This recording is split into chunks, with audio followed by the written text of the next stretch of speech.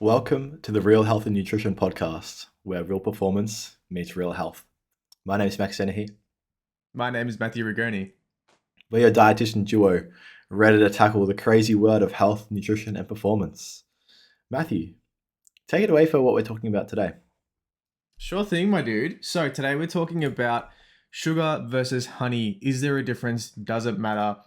Additionally, touching on oils and what the differences are between them. Is it vegetable oil, canola oil, seed oils, coconut oil? Ooh, what's the go? Is it anything that's interesting? I have a very let's say evidence-based perspective on this one. I'm pretty clear cut. I definitely have my bias in terms of what the data is just telling me. Max, is there anything you'd like to talk about before we move on for today? No, I'm keen to. This is definitely Matt's domain. I think with most of these podcasts, what we do, just behind for a bit of clarity behind the scenes, if we haven't already mentioned this, is that one of us is predominantly the host of one of the podcasts. So if this is Matt's domain, he's predominantly going to be speaking more. I'll be asking more questions and figure out what's going on because that's his sort of area, and then vice versa if it's my area. And this is really your domain, Matt. So I'm happy for you to just kind of take it away, and I'll absorb all the information, and I'll ask any questions that I feel seem fit. Sure thing. Sure thing. Absolutely. It sounds exciting. So we'll jump straight into things. The differences between sugars. Is there actually a difference? Does it matter? Let's talk about table sugar. We all know that table sugar has been painted as the absolute enemy in recent history. Where there's been as we go throughout our most recent history in the past 100 years or so, we have a demonization of fats leading to the sugar industry making an absolute bomb in the sales, as in like really good sales. Then data starting to come out. We're realizing that sugar is probably not the most best nutrient for us. The fat demonization potentially has been exacerbated, very much overstated. Definitely, there are some elements of fats that aren't necessarily beneficial for our health, but I think it's really important to note that it's very much overstated and exaggerated. There's fats are quite beneficial. We need them. There are essential fatty acids. There's no essential carbohydrates. However, carbohydrates are very useful for our mental performance as well as physical performance and kind of just maintaining a relatively consistent and, let's say, long-term oriented health plan. Yeah, it's interesting. Even just that, I've got so many comments to Oh, talk about. okay. Go for it. I hate it. I hate it when people say that, and I always hear it in the carnivore and keto spheres, and they go, "Well, there's There's no essential essential carbs. amino acids, essential amino acids, and essential fatty acids, and there's no essential carbs, so that means your body doesn't even need it." It's like that is genuinely the worst argument I think I've ever heard in my life. That doesn't address why people are in favor of having carbohydrates as a main source of their diet. There's so many reasons why you'd have carbohydrates. None of them are because it's essential for your body. So it's like saying, "Oh no, LeBron's the GOAT because I saw him. He drives really good. He's such a good driver. I saw him. He was in that Lexus one day and he was just killing it." It's like, okay, like no one was in the GOAT discussion. No one's talking about that, and it's the same for carbohydrates. No one gives a shit about whether it's essential or not. That has no bearing on whether you are going to consume it or not. You actually look at Yeah. what value provides for you. I've always thought it's quite interesting. So I think and I'm probably mispronouncing his name and potentially misremembering this, but Luke Van Loon had a really interesting perspective where he was talking specifically about essential amino acids and how we need them for our daily functions. We can't produce them in our body, but he says just because they're essential in to receive doesn't mean the other ones are not essential to have in your diet as well, because it's Yeah, very important to note that it is a factor in this scenario. exactly. And essential is so different to living properly or a normal life as well. Just Yeah, if because you're going it's down the like optimal it's kind not of essential pathway. to live in a home. You know what I mean? Just be homeless and live next to the lions and shit in Africa. Like You could that. argue That's it's a basic human right, but I think there's a lot of human right violations that go on in the world pretty regularly. So, it's just yeah, yeah. It's just like we don't live life on essentialities. I'm sure that's a word. So yeah, that's for me. I think yeah, that's the dumbest argument word, and I really hate it. The point you were talking about with the fats, for me, it's always been an interesting one. I've kind of I'm not really sure where I land on it, to be honest, and I guess maybe that's also, to be honest, a representation of the literature too. It's not really sure where it lands on saturated fats and how they're going overall. From my understanding of it all, I'm pretty much, I've been in the position for the last little while, is that they're pretty conclusively just negative for your general health overall. There's no really ifs or buts around that. Would you agree? Yeah, I've as much as I would like to sit in the camp of you can eat bacon as much as you want, it's not going to cause any problems. Unfortunately, the data doesn't support it. As much as I would like to smash down a steak, including the fat cap every single day, it seems like the more we go through the literature, the more we understand saturated fat is correlated to higher cholesterol, and higher cholesterol is generally not amazing. And we can go down the kind of rabbit hole and the quote unquote good and bad cholesterol and total cholesterol markers, triglycerides, things along those lines. But as far as I'm aware, the influence on cholesterol status and cardiovascular health in that long term dramatically has an impact, and it's quite scary in terms of how much we can look at the data and be like, oh, okay, that's why we prescribe statins so much, because it's that much of a health impact that we need to address that situation. We need to reduce the amount of plaques and arterial buildup in total. Yeah, well, when heart disease is the number one killer, it's only number one, Max. I mean, like, look, true. It's not even that bad. Like, why would you even stress about the number one killer in the entire world? Like, it's whatever. True. Is it the entire world or just the Western world? As far as I'm aware, I thought it was the entire world. It'd definitely be the Western world, obviously. Yeah, without a doubt. Making me second guess myself. Yeah, I'm not sure about the entire world, but yeah. Anyway, besides the point, because we think we're Americans, we're just going to say the entire world, because as far as Americans are aware, they think America's the only country. Yeah. Well, America is the only country. So Australia doesn't actually even exist. Tasmania is the entire population of Australia. It's just a little island near New Zealand.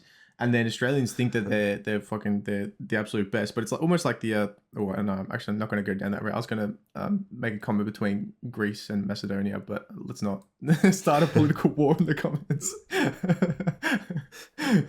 My favorite thing when Easter time comes, because my parents' best friend, she's Macedonian. Every time Easter comes around each year, I say, "Oh, you excited for Greek Easter?" Because it's technically called Orthodox Easter. I used to bully my Macedonian friends. Oh, mate, how was Greek stuff? Like, you had a good time? It was drive them nuts. They get so true. Like, it's Orthodox, Arthur. It's Orthodox. Yeah, absolutely. We'll jump over to sugars. Okay. Yeah. So sugar. So for me, one of the questions I've been thinking about recently, and it's just because I've always got things in the back of my head that I'm just pondering over, and I might search it up here and there, but I kind of just, for a lot of these questions, I like to just let it sit for a little bit before I go doing some active research or anything, just because I like to see where my brain takes things before I see where other people have taken it, if that makes sense. It's great to learn. It's amazing, but I really enjoy the process of just letting things ponder in my own head before I get ideas from other people. And one of the things I've been, except for really you, Matt, to be fair, I kind of just blabber onto you about whatever. One of those ideas was, I want to pinpoint exactly what's the issue with sugar. Because there are issues, we can absolutely acknowledge that. But I want to be really clear, because same with saturated fats, we're really clear about what it is and isn't that bad for it from a health perspective or longevity perspective. I'd like to do the same with sugar. We can definitely say for your teeth health, your increased cavities, caries, etc., it's going to be a negative effect on that. That's without a doubt. No one questions that. Beyond that, we've obviously got impacts in BGL spikes. Is there anything else other than those two things, Matt, that you can think of? So I think the main problem with just sugar is that it's just sugar. It's just energy. There's nothing else in it. There's no complex carbohydrates. There's no fiber. There's no feeding your microbiome, apart from the ones that, let's say, are not more favorable in terms of bacteria.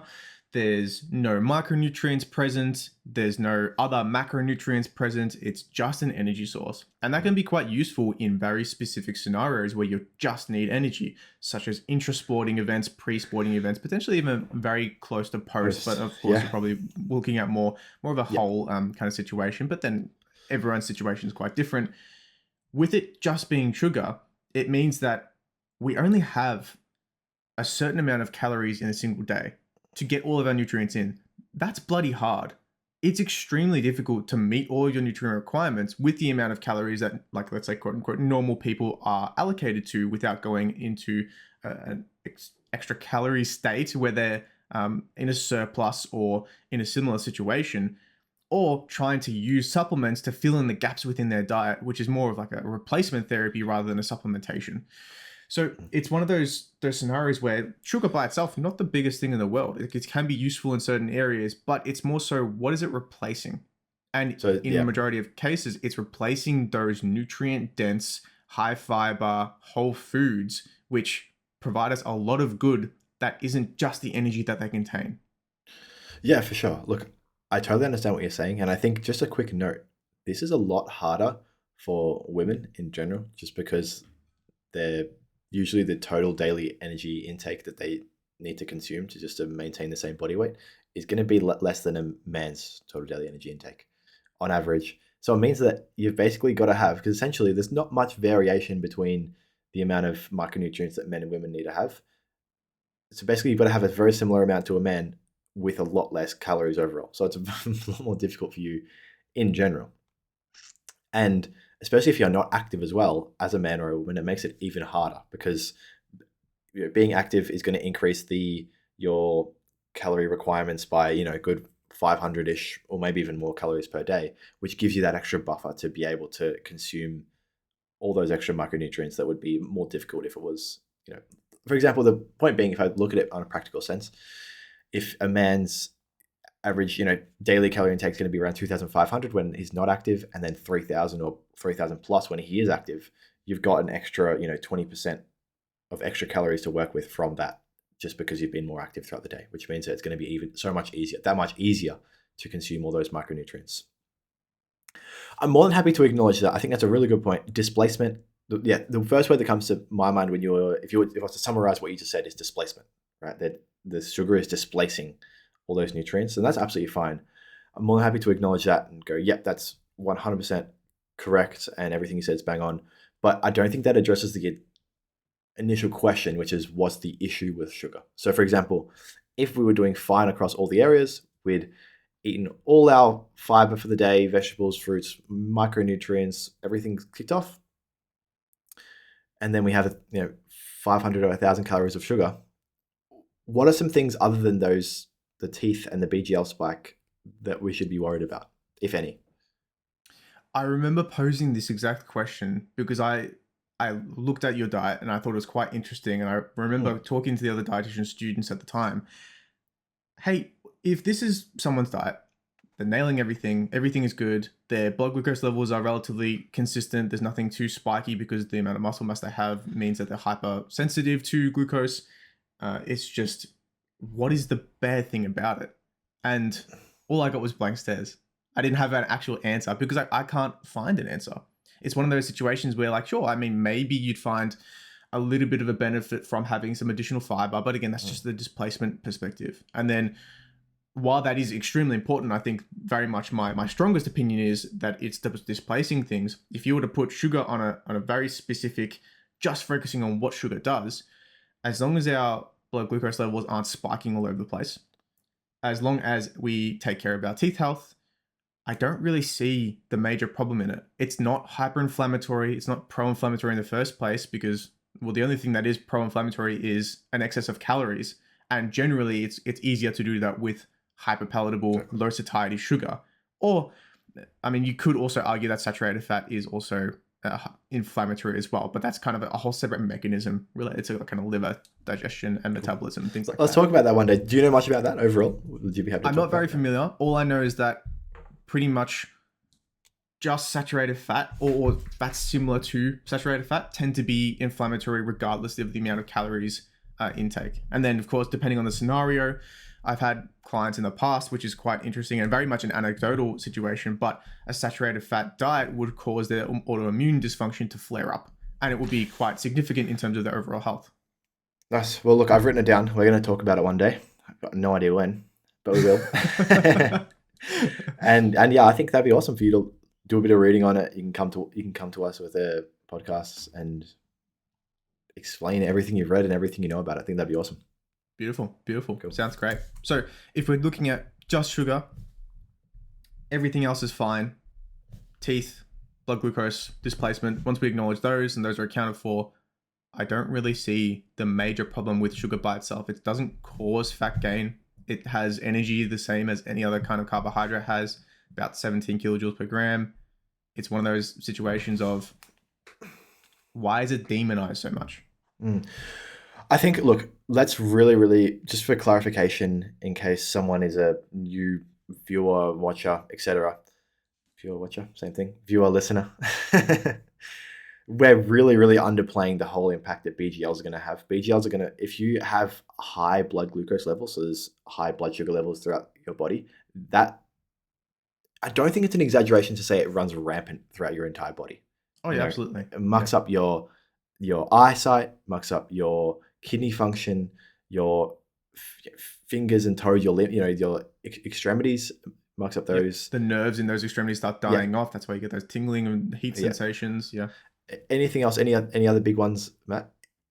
I would say kidney function is probably the bigger one. It potentially leads to fatty infiltration of the liver, muffled, but it's more so a potential comorbidity in the scenario. There's a potential for the impact on neurological function, our inability for our brain health, brain fog, overall mental health and fatigue. It's one of those situations of energy throughout the day gets a bit all over the place. You can't have consistent energy, and it's very much a situation of post-meal crashes is quite common, especially if you're in a situation where you have something like PCOS, polycystic ovarian syndrome. If your blood glucose levels are all over the place, there's potential for additional hormone regulation things to go on. That's very different between every individual, but they're still quite prevalent. Symptoms can be quite varied. It's one of those situations where it's, okay, well, why wouldn't we focus on that as the priority number one if that is of concern? Yeah.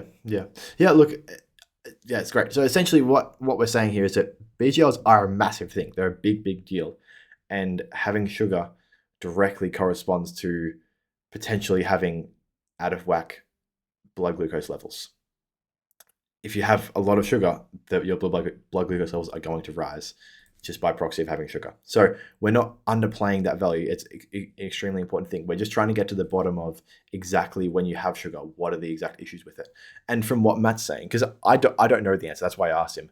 From what Matt's saying, it really looks like those two big things that I stated, the teeth and the blood glucose levels, are your main concerns. And if you can, I've spoken to dentists in the past, none of them are happy that when I told them I was eating a lot of sugar. And there are workarounds. It's never going to be perfect, but there are workarounds. So that's never going to be perfect. And your blood glucose levels, as long as they're not spiking too high, or they're staying within a stable level, again, it's not really going to be the end of the world as well. Yeah, I would tend to agree. If I was to prioritize those generally, I'd say number one would probably be blood glucose levels, making sure they're not whack. Number two would be displacement, in terms of you're not reaching your requirements for the day, although you could probably switch those around quite easily. Number three will probably be the teeth from my perspective, but it really does depend on your situation. If you could have sugar and you get cavities 24/7, look, that's a very big priority. If you can't eat, there is bigger fish to fry than having a chat about if you're slightly suboptimal in your magnesium or something along those lines. So it's a slippery slope once you get down to the pureed kind of diet code. Most definitely. And because everything's so genetic, you're going to have some people who their sugar won't affect your teeth at all. You'll have really strong teeth genetics. You'll never get any cavities despite not doing much oral health at all. But you may have really poor ability to gain muscle, or really low levels of muscle mass just genetically. And that's going to mean that having lots of sugar is going to be really not good for your overall health from a blood glucose level perspective. Max, I was aware that the reason we get cavities is primarily due to a specific bacteria that feeds off of the sugar. That's why it's generally bad, and that causes plaques and kind of builds up, and then generally not amazing things. Apparently, some people don't have this bacteria and they just don't develop plaques. But if you go snogging every boy at the club, it's not looking too good for you. Your cavities are probably going to come around, and then that positive benefit from not having that bacteria is maybe going out the window now. Luckily, me and you are exclusive, Matt. That's Matt right, did Max. Matt did used to cheat on me, but he hasn't anymore. He's a reformed cheater. Yeah, man. So It's all about that respect. let's get into. So we've spoken about sugar. I'm really happy about that. We're kind of going all over the shop today. Let's go. I wanted to talk about the difference between sugar, honey, Yeah, agave syrup, things like that. Is that okay? yeah. Go. Beautiful, beautiful. I saw the other day, I was walking through the shops. I'm pretty sure it was like agave syrup or agave kind of item, and they were marketing it as low GI. My immediate brain goes, how can a straight sugar be low GI? I'm thinking, what is the cause of this? How is this going on? This doesn't make sense to me in my head. Almost all of the sugars that I'm aware of, the base sugar kind of molecules, are higher in glycemic index. And for glycemic index, people who are listening, that's just a measure of how quickly your blood glucose spikes after a certain amount of that particular carbohydrate or sugar or meal. Majority of sugars tend to be around kind of the 60 to 75 kind of range. For context, white bread tends to be about the 75-ish mark. This particular agave syrup was marketing as like a 25 or something, which is incredibly low. That's lower than most whole fruits, which was quite surprising to me. I'm like, well, how is this possible? Then I remember for 2 seconds, okay, wait, hold up, pull myself back, Matt. I said most sugars. I'm forgetting about fructose. Fructose is not metabolized in the same way that the standard carbohydrate-oriented sugars are. Fructose is metabolized by the liver. General sugars are metabolized by kind of the pancreas, blood glucose kind of system. Have I said that correctly, Max? Yeah. So yeah, I think the important thing it's not even worth going. If you're interested, you can go into it. You can read about it yourself because it's probably worth you reading about it yourself. But yeah, essentially the whole thing is the fructose isn't going to directly spike your blood glucose levels because they don't get metabolized. And just as you said, they get metabolized by the liver. Exactly. Guys, quick ad break. We are currently taking on clients. Click the first link in the description to explore more. Back to it. When we were going through our uni degrees, I remember specifically learning about how the changes in diabetes recommendations happened over time. It was, okay, first we need to address the carbohydrates, drop carbohydrates down. That kind of worked a little bit. Okay, well, fructose doesn't spike our blood glucose. Let's just give them fructose items instead. That'll be totally fine. And that kind of worked against them because it exacerbated items such as metabolic associated fatty liver disease or NASH or non-alcoholic fatty liver disease, whatever you want to call it. It was one of those situations where it was potentially helping us but hurting us in the long term. Yeah, so I'm really interested in that. Just can we just quickly pause? So let's just Yeah. explain that because this is a really good example of how knowing a little bit can get you in a bit more trouble than knowing just a lot kind of thing. In that if Yes, you know yeah. nothing, because there's that middle range that it's really dangerous. In that if you know nothing, your instinct is going to be, okay, I probably shouldn't be having too much fructose, things like your Hershey's syrups and all that, because you know nothing, so you associate sweet with being negative, right? Mm. And then you know enough to know that fructose doesn't spike your VGLs and it's metabolized by the liver. So you go, oh, I'm fucking fine. Let's have heaps of Hershey's. But you also don't know enough to know that that actually doesn't work out in the real world and play it better. Can you explain why it doesn't work out? Because if you learn that, and I know me and you, when we discussed this years ago, we're trying to figure out like how the fuck does this not work? It just makes so much sense. Just if we've found the hack, Isn't everything yeah, high fructose corn syrup? It doesn't make sense. And it's like then America exactly. Eagles and everything. Now everything is high fructose corn syrup. So absolutely, Max. So yeah, can you explain why? Because take us to it. Yeah, when we consume fructose in general, usually it's paired with a high fiber item like a whole fruit or something similar. That fructose distribution into the bloodstream is relatively slow because it's caused to slow down by the water, the fiber, potentially some fats in the meal as well, potentially some protein if it's a whole meal. The things like Hershey syrup or the agave syrup tend to be a very high percentage fructose. When we pump that into the bloodstream, our liver has to process all of that in one go. Generally, and I'm very much generalizing here, if we continually do that over an extended period of time, we can develop fat infiltration into our liver, which can potentially lead to an inability for our blood flow and flow of nutrients throughout the liver, potentially leading to further fat infiltration, potentially leading to insulin resistance via the pancreas fat infiltration. It's a spiral down where it's potentially helping us in a very short term. Cool, I didn't spike my blood glucose, but I'm potentially leading myself to higher levels of fat infiltration in my liver, in my pancreas, or surrounding tissue, which means that the blood perfusion is not there, the nutrient perfusion is not there. It's causing further insulin resistance. And this may be more of a comorbidity situation. I'm not entirely sure how much of an influence this specifically has. I'm pretty sure if you have fructose by itself and you're of a relatively low body fat percentage, it's not as much of a problem. But if you are of, let's say, in a bigger body and continually consuming those fructose items over your standard glycemic index items, it's not exactly a benefit. It's kind of just a sidestep.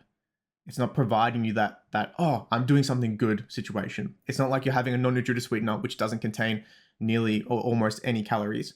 And we can jump into that whole rabbit hole later down the line. But it's almost like if we're thinking we're switching soft drink for apple juice, and we're thinking that's a good decision. I'm like, yeah, maybe buy like 2% because it's just sugar. It's like the same thing. I mean, yeah, you're potentially getting less artificial chemicals, even that I don't really think that's necessarily a problem. But it's what are our priorities here? I think we're trying to look for the quick and easy fix without actually fixing or understanding the situation as a whole. Yeah, look, completely agree, man. Just take us through, let's go white sugar versus honey specifically. I've heard multiple times, honey is magic. And I think I saw a little reference that you've noted that down as well, Max. I've heard Manuka honey this and mad honey that and blah, blah, blah, blah, blah. And it seems to be that honey has some magical properties that normal sugar doesn't. As far as I'm aware, sugar and honey are very similar for majority of honeys. I'm sure there are specific health benefits. I know honey is generally antimicrobial. There's potential for honey having a really positive benefit to your overall health when you're sick from a head cold kind of perspective. It has some pretty similar benefits to having a syrup, pretty much like across the board, which is great. Sure, if you're looking for let's say quote unquote natural remedy, one of the best ones for a cold in terms of cough. But if you're comparing, I put honey in my baked goods versus I put sugar, does it even matter? I think you're majoring in the minor here. It's not a situation where this really matters.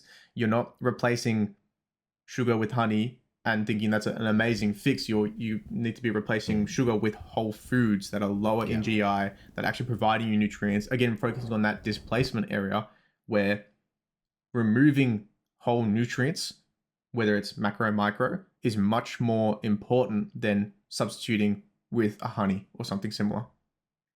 Yeah, for me, I really see it as a coping mechanism, in my opinion. You put some really good points forward, but I think for most people, they love the sweet element that sugar gives them. They decide for some reason that it's the worst thing in the world for them. And the cope is, no, but honey's amazing, man. You don't realize how many amazing things honey has in it. The immune system and the metabolism and my weight's just dropping, and it's just because you got sets my metabolism on you're fire. Pissing out your glucose. Just fuck, get real. My metabolism just is set on fire when I have it, bro. It's just crazy. and yeah, I just see a bunch of coping, honestly, really, really intensely. So, a little interesting thing is obviously the white sugar has less calories compared to the honey. But yeah, it's just something that really, what would you say if you put a percentage on it, Matt? Like they're 95% the same, or even more, 98% the same. Yeah. I put in like the 90% same range. It's like you're fighting for. I mean, look, sure, if you substitute it a little bit, but I think if you have a problem with your sugar intake and your glycemic index or blood glucose control, and you think that switching sugar to honey is going to fix your problems, I'm afraid to say that you have bigger fish to fry. You're in trouble. Exactly. Awesome, man. Well, look, that's pretty much all I want to talk about with sugar versus honey. I don't really have anything else other to go on that one. I think really good point, really good discussion around the whole fructose element of things. And I know we were blown away when we first learned about that fructose doesn't spike BGLs, but probably not for most people, to be fair. Yeah. Let's go. I've got a few things I want to talk about with oils, but is there anything you want to go over first? I think that wraps me up for sugars. I think let's jump into the oils. I really want to have a chat about general talk about oils in terms of what's healthy, what's not. Is Mm. substituting between different oils appropriate? What's the go? Let's jump with your opinion first, Max. What do you want to talk about? Cool. So let's go. Let's get. I think we'll save the big one for last. Let's get into uh, smoking temperature for oils. I hear people talking about it a lot. Olive oil has a low smoking temp, etc., etc. My two questions I have is always going to be, and I know the answer to both these questions, but this is more just to have a discussion with you. One, what actually happens once we go beyond that smoking temperature? What's so bad about it? And two, how likely are we to actually reach that smoking temperature in different variations of cooking, e.g., oven, pan fry, deep fry, blah blah blah blah blah. Take it away. So my opinion on this one is not completely solid.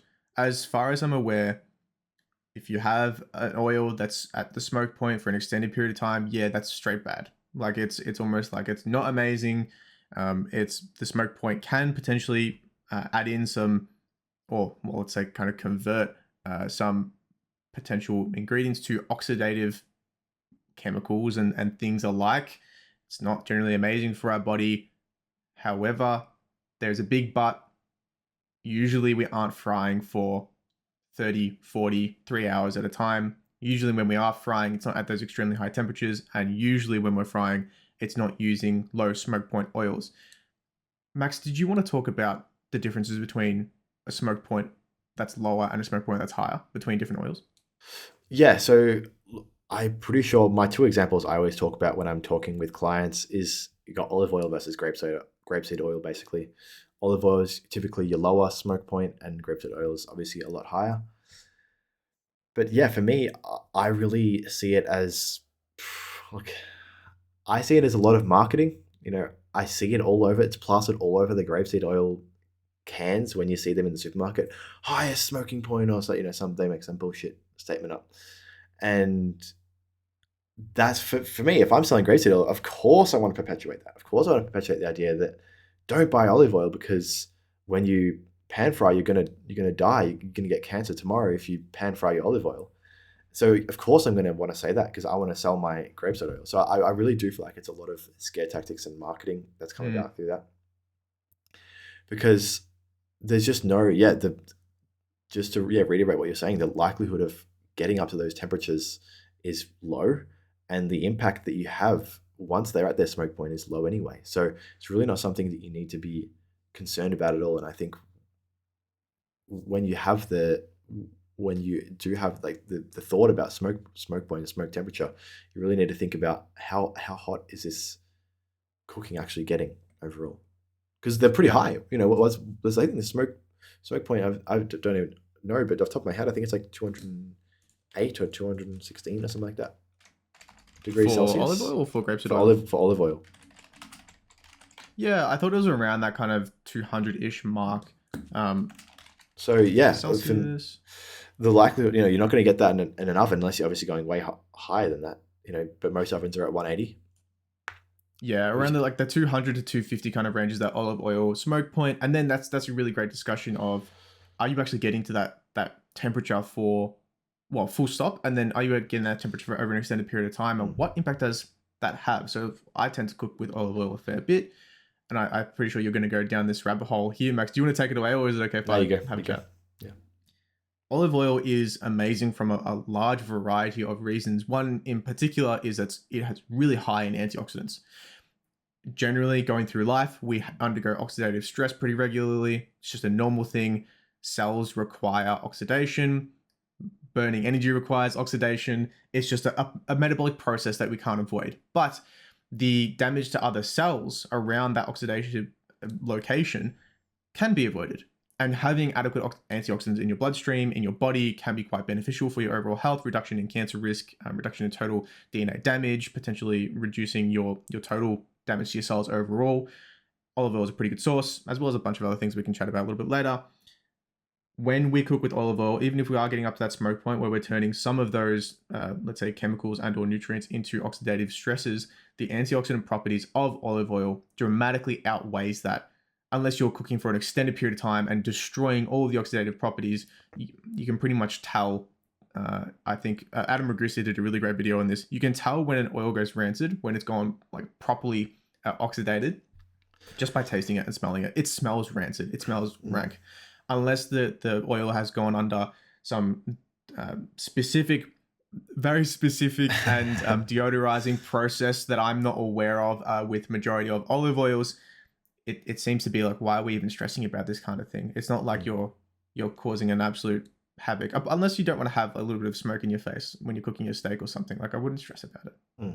This is the whole point, and this could be the theme of the podcast really today. Don't major in the minors, because we've really gone over that for a few times here. You know, with the honey, no one gives a shit about the 1% benefit that you're receiving from honey versus white sugar. Amazing that you know that. Good work for going out of your way to learn that, but it's going to make negligible difference to your life. And same for this, in that I'm so glad that you took the time to read about smoking points and learn about all that. But the reality is it's just going to have such little impact on your life overall. And there's just no point worrying about it or being considerate about it in any way, especially when there's most likely people, most of the people, nearly everyone viewing this video is going to have major things in their life they're not ticking off and they're not doing, but they're going to be worried about all these small things here and there, such as smoke points, etc. You know?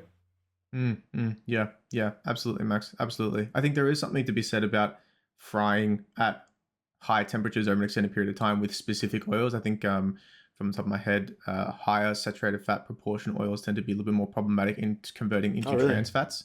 Just from like a chucking in a fryer situation. Okay. The longer you have it in there, the higher the trans fat conversion rate is. But unless you're having fries multiple days a week, or fried things multiple days a week, deep fried items, I wouldn't stress too much about it. Go enjoy your mac and chips once in a while. It's not like it's going to kill you. Well, that's literal enemy is trans fats, by the way.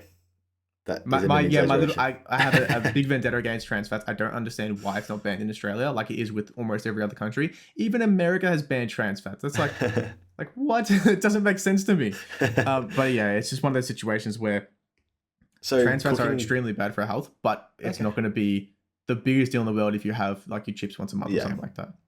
So cooking your coconut oils would be more conducive to consuming more trans fats? Potentially. I think it's more so for over an extended time of really high temperatures. So like if you have that deep fryer running for 4 or 5 hours at a time, even days, because you can go days without oil changes, I think that's when you start getting to that kind of, maybe we shouldn't be frying in palm oil kind of situation. That being said, not completely across this area of which specific oil is more conducive of this outcome, but generally I think if you're looking at fried foods and you're concerned about if you're having too much fried foods in general because of the trans fats, I think you should be concerned about if I'm having too much fried foods, full stop. I don't think it's the trans fats that are the biggest priority in this scenario. Yeah, I like that. Initially. I need to think about it before I can confirm whether I liked it or not. Okay. Because I feel like that could be one of those things where I like it initially and then I actually think about it and I change my mind. What you just said. So we just mentioned coconut oil before. It's a big one. I hear lots of people talking about how they think. I've told this to a lot of people, and for some reason, it's still a surprise. Coconut oil is essentially not really just full of saturated fats. Really, I don't understand where this whole idea that it's some healthy oils come from. Where do you think it is? It's come from, Matt? How's this been perpetuated? Not sure, man. I think it's because it's from a plant or like a planty thing in general that people think, plant's good. Like, sure, I mean, cocaine comes from a plant, heroin comes from a plant. Like, but they are actually good though. Oh, absolutely. Like on the daily, I'm wired at the moment, as you can tell. Just because it comes from a plant doesn't mean it's good. Or just because it comes from nature doesn't mean it's good. You got anthrax, for example. That's a pretty big no for just an instance. Botulin is not amazing either. Just a FYI. It's one of those situations where, cool, plant means good, but saturated fat, we know, higher intakes leads to higher levels of LDL cholesterol, generally lower levels of HDL cholesterol. Um, it's one of those situations where it's not exactly amazing. There is some comment for medium chain triglycerides and coconut oil has been higher in those, and them having some potential benefit for cardiovascular health and health overall. I don't disagree, but I think the problem is that it's coming with the package of high saturated fats, and that seems to be a bit of a tricky scenario where we're not removing that. And then even if we are removing that, it's like, okay, do they actually have more benefit from fully polyunsaturated fatty acids from whole food sources like your nuts, for example, like walnuts, almonds, pecans, things similar to that. So I think it's where our priorities. Once again, it's majoring in the minor. Remember to check the link in the description or our website for our consultations. Back to it. Exactly. And I think it always comes down to potency. That's, for me, that's Matt's literal enemy is trans fats. My favorite word on the planet is potency, just because it's just such a good counter argument to everything that everyone puts forward. when you got that discussion of, oh, but coconut oil and coconut oil has the benefit in this and this, and it's got these small things that it does. How potent are these things? And in comparison to all the negatives we see from coconut oil, how much are these going to actually counteract how much are these pros going to outweigh the cons, if at all? And they're probably not. And that's exactly what Instagram post that I did. I posted it last night, but by the time this video comes out, who knows when it's going to be. It was a while ago now, talking about the whole idea that muscle mass increases your metabolism and increases your basal metabolic rate. And that's great that it does that. We've also got to realistically discuss potency.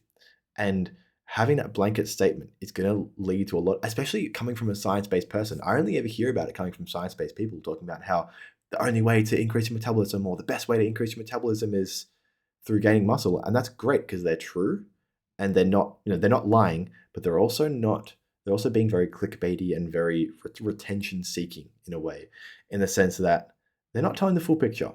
Looking at how realistic that is and how much you could actually expect to see is another story. Gaining, I didn't even mention this in the post, but gaining 10 kilos of muscle is an unbelievable effort that most people would never even do. And you're only getting an extra increase in your BMR of 130 calories. So point being, potency is low. And I say that's what you would say is the exact same thing for coconut oil, right? Is that we've got these small benefits throughout there, in certain nutrients, etc., but the potency of that is low. Yeah, I definitely say that for coconut oil. I think that your comment just there on the potency of gaining muscle is relatively low. I think that's more of an extended conversation potentially, because I don't necessarily agree. I think I like that you disagree with that. That'll be fun. Yeah, we'll write that down for a. Write it down. Yeah, cool. Okay, I've got one more big topic I want to talk about, and I think this would be really good come out to finish out on a big one, because again, this isn't something I know a lot about. I know enough to get me by when I'm having conversations with clients and people, but I don't have enough to hold myself with a conversation with someone who's actually an expert in the sphere, because I won't be able to push back enough just because I don't know enough. Seed oils, Matt. Let's talk about seed oils. I've got all the buzzwords that I know, sentences I can say to win arguments and win debates, which is great, but I don't actually know the heart of it all. Can you take me through a summary of, because when I hear seed oils, I hear a lot of triggered people in the comments of fucking Paul Saladino videos hating on seed oils. Can you take me through what's a summary of what seed oils is like? Yeah, seed oils, big scary, because it goes through a process and it's refined from a specific plant source, but apparently that's bad. And then, sure, like there are solvents and solutes and things along those lines, but they've been very, very well, let's say, developed, and the negative health outcomes that we potentially could get from them have been very much pumped out of the scenario. I think, again, one of those things, we're focusing on seed oils, potentially we need to focus on our entire diet as a whole and lifestyle, versus the very, very small chance that there is something that goes wrong with it. And look, I'm going to lean on the side of the literature that's quite evident. No matter where you come from, seed oils are pretty much beneficial to health in almost all facets.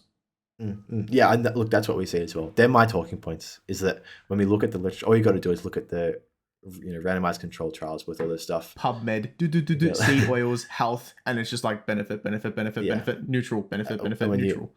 Yeah, exactly. And when you swap out seed oils for saturated fats, it's the same, or exactly neutral or a benefit.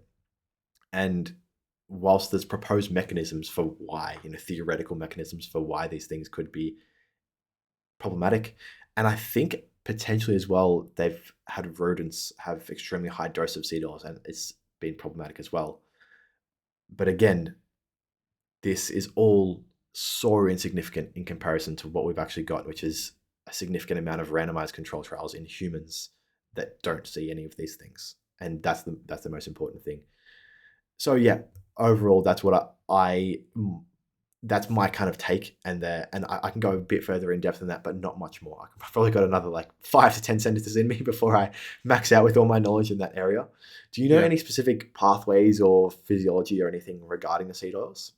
Every time I go down that rabbit hole of understanding pathways, I'm completely reminded that even those biochemists that think they know what they're talking about are not factoring in a whole 70% more of the rest of the human body and how they function. Even with you're talking about the comment with the rats and having the high uh, seed oil diet, when you replace your entire diet, like 70-80% of your diet with seed oils, no shit, you're going to have some bad things going on. You're removing a lot of potential really positive health things and displacing that into another scenario. It's the same reason why the whole fad of artificial sweeteners and sucrose or whatever it was, aspartame, sorry, causing cancer. Because if you give a rat like 10,000 times the dosage, what is considered normal upper level, which is what, like a couple cans of Coke or something, of course they're going to feel trash. It's like the equivalent of a human eating 3 kilos or something stupid of aspartame per day. Like, yes, you're going to have some weird shit going on because there's just a ridiculous amount of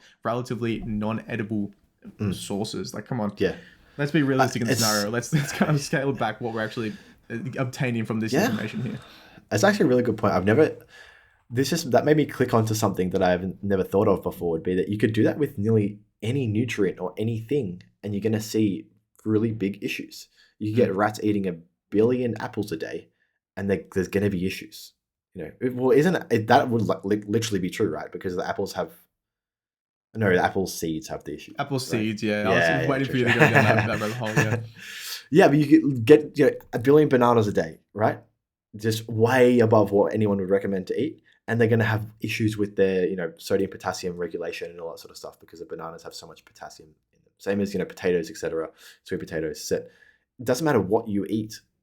If we're getting a rat to eat an unbelievable amount of that specific thing and not much else, you're going to see issues. And I guess Mm. that's your point, right? Yeah.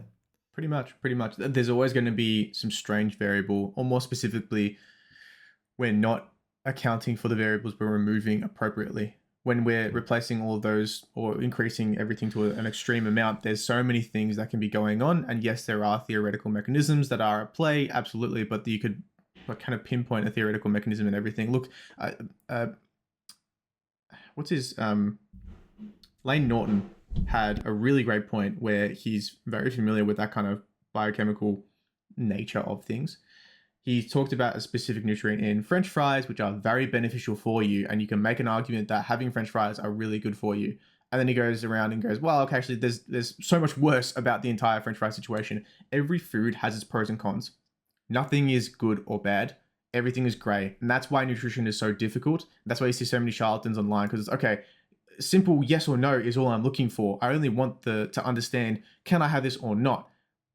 I wish it was that simple. I can't sit here and say to you, you have to eat 40 apples a day because apples are the best or whatever kind of scenario, or you need to eat only steaks because steaks are the best.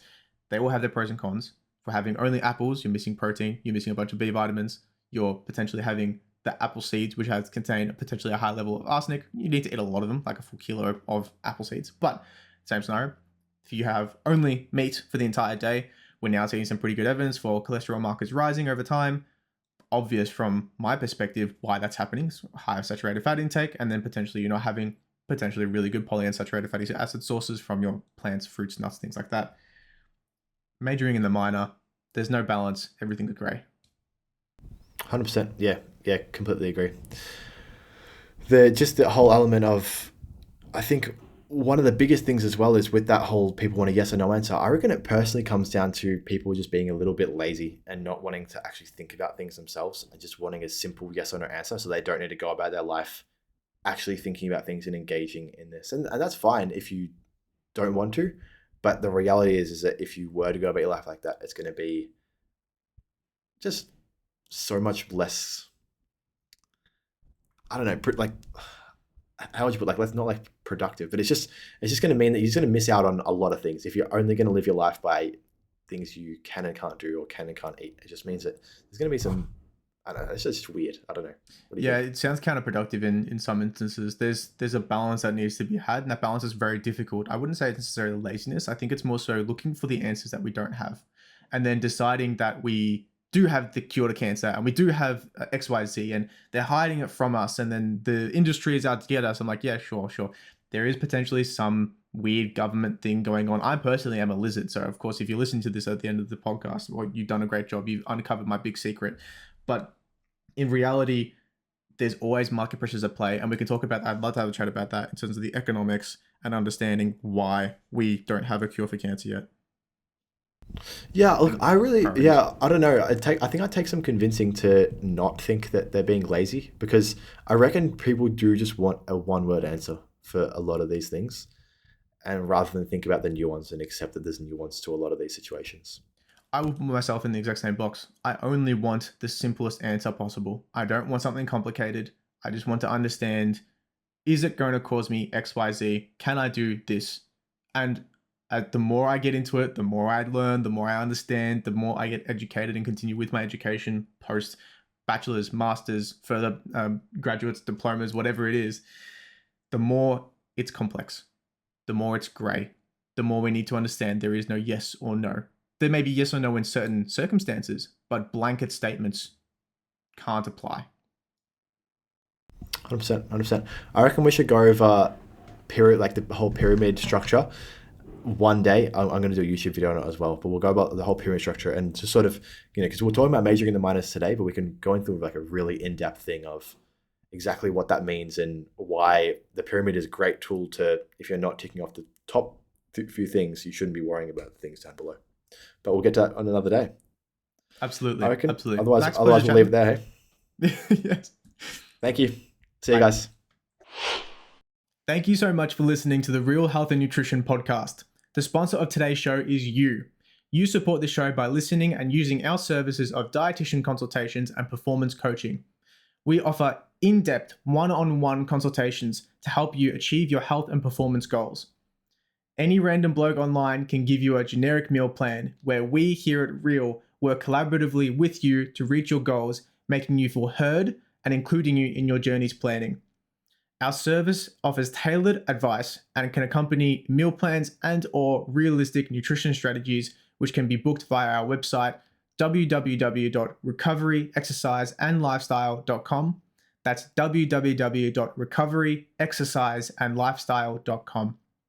Just a quick disclaimer, this podcast is for education, information, and general entertainment purposes only and does not constitute the practice of medical nutrition therapy or healthcare of any discipline. The content discussed in this podcast is not intended to be a substitute of professional medical advice, diagnosis, or treatment. Please review our terms of use via our website. Thank you so much, everyone. Have a great day.